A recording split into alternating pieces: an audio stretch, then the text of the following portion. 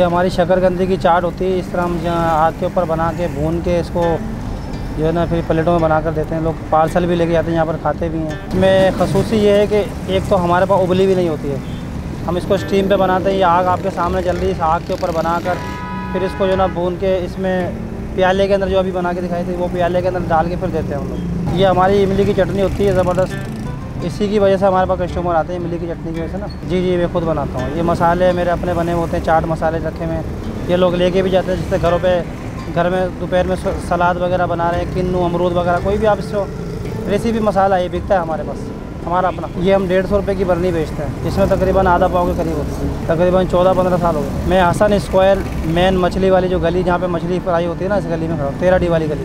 दोपहर 3 बजे से लेकर रात 12:30 बजे तक होता है। शकरकंदी हम जो है ना 100 रुपये की प्लेट बेचते हैं, उसमें 200 ग्राम की होती है। वो अपने कस्टमर के ऊपर बात है, कोई 2 प्लेट ले आता है, कोई 3 ले आता है, कोई 4 ले आता है। इस तरह अल्लाह की रहमत है, बस शुक्र है, अल्लाह पाक कर देता है। चीज़ अच्छी बेचते हैं, जाहिर बात है कस्टमर को पसंद आती है तो लेके जाते हैं। हमारी तो यही ख्वाहिश होती है कि अच्छी से अच्छी चीज़ कस्टमर को दें, बेहतरीन जो ना उसको जायका मिले, ताकि दोबारा कस्टमर वापस आए। और अल्लाह का शुक्र ऐसे आते भी वापस, एक दूसरे दोस्त को लेके आते हैं। एक दोस्त अगर आता है दूसरे दोस्त को लेके आता है, यार मैंने यहाँ से खाई थी, आओ मैं आपको शकरकंदी की चाट खिलाता हूँ।